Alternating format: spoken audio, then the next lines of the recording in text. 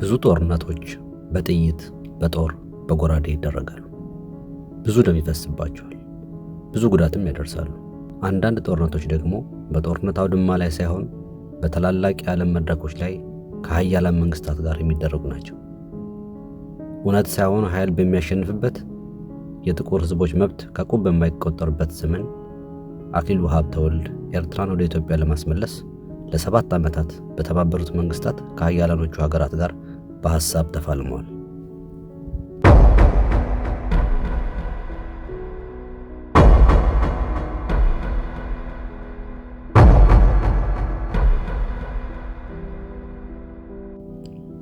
አክሊሉ ሀብተወልድ ከሀያላን ሀገራት ጋር ለሙግት ሸንጎ ከመቅረባቸው በፊት፣ ሀገር ዳግም ከመወረሯን በፊት ገና ለጋ ወጣት ነበሩ።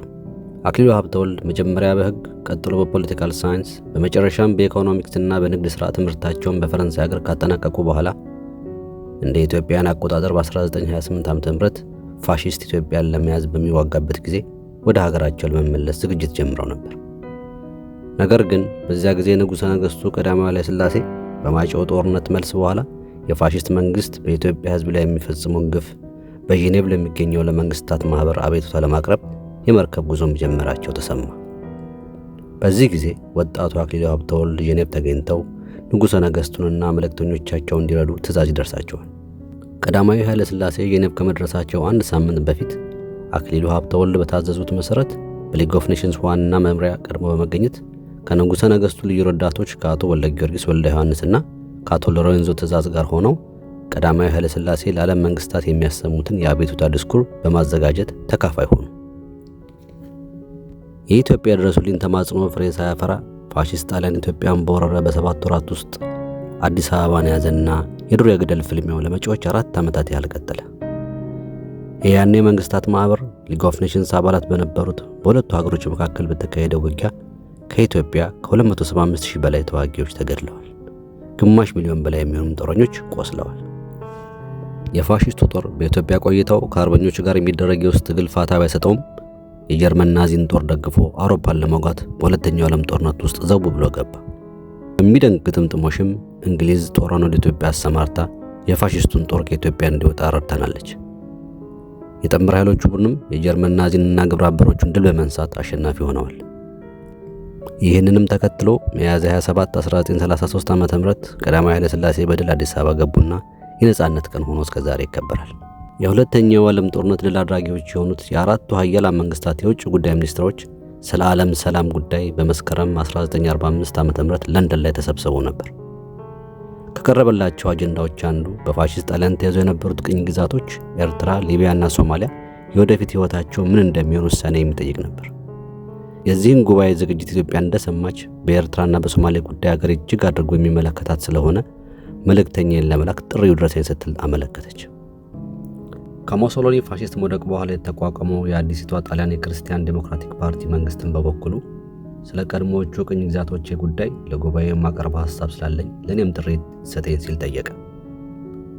የጉባኤው አዘጋጆች ከኢትዮጵያና ከጣሊያን መንግስታት የቀረበላቸውን ጥያቄ ከተመለከቱ በኋላ የአዲሲቷ ጣሊያን መንግስት መልእክተኛ ለካ ሐሳቧን እንድትገልጽ ሲፈቅዱ የኢትዮጵያን መንግስት ጥያቄ አንቀበልም አሉ።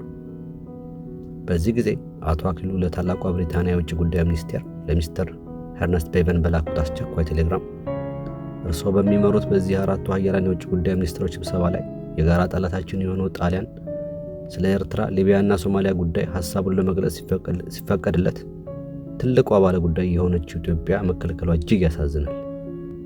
የአራቱ ሀያላኖች ጉባኤ የኢትዮጵያን መልክ ለማየት ወይም ድምጿን ለመስማት የሚቸገር ከሆነ በምን መልኩ ሐሳቧን ለመግለጽ እንደምትችል የእርስዎን አስተያየት ጠይቃሉ ሲሉ የመረረ ስሜታቸውን ገለጹ። ቤቨንም በበኩሉ ወዲያው በሰጣቸው መልስ ኢትዮጵያ ለጉባኤው ተካፋይነት ጥሪ ባይደረግላትም በታላቋ ብሪታንያ አስተያየት በኤርትራ ጉዳይ ሐሳቧ መደመጥ ስላለበት ለሚቀጥለው ጊዜ እንደምትካፈል እርግጠኛ ነኝ። ለአሁኑ ስብሰባ ሐሳቧን በጽሑፍ ብታቀርብ የተሻለ ይመስለኛል በማለት የተናገራቸው ቃላቶች የአክሊሉ ሀብተወልድን ሞራል በመጠኑ ማሻሻል ችሏል። ቤቨን ባቀረበው ሐሳብ መሰረትም ኢትዮጵያ አቤቱታዋን በማመልከቻ በጽሑፍ አስገብታለች። ጠቅላይ ሚኒስትር አክሊሉ ሀብተወልድ የአሜሪካንና የእንግሊዝን ተንኮል፣ በተለይ የእንግሊዝን መሰሪነት፣ የፈረንሳይን ልምጥምጥነት፣ የሶቪየትን አቋም ቢስነት፣ የላቲንና አንዳንድ የእስያ ሀገራትን ያላንዳች ኀፍረት የጣሊያን ወኪሎች መሆናቸውን ሁሉ ተቋቁመው በተባበሩት መንግስታት ለዓመታት ተከራክረዋል። በአንድ ወቅት ቢነዳቸው እንዲህ አሉ።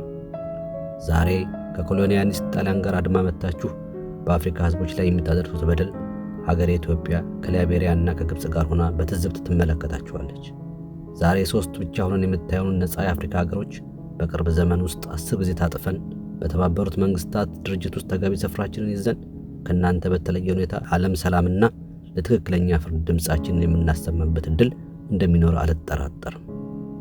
አክሊሉ ሀብተወልድ በውጭ ጉዳይ ሚኒስትርነታቸው የንጉሠ ነገሥቱ ዋና የኢትዮጵያ መልእክተኛ ሆነው ለ7 ዓመታት ያደረጉት ፋታ ያልሰጠ ትግል በመጨረሻው ውጤቱ አምሮ ኤርትራ ከእናት ሀገሯ ከኢትዮጵያ ጋር እንድትቀላቀል የዓለም መንግስታት ማኅበር ፍርዱን ሰጠ። የዚህ ታሪክ ሂደት ከአክሊሉ ሀብተወልድ ታሪክ ጋር ለዘላለሙ ሲታሰብ የሚኖር ነው።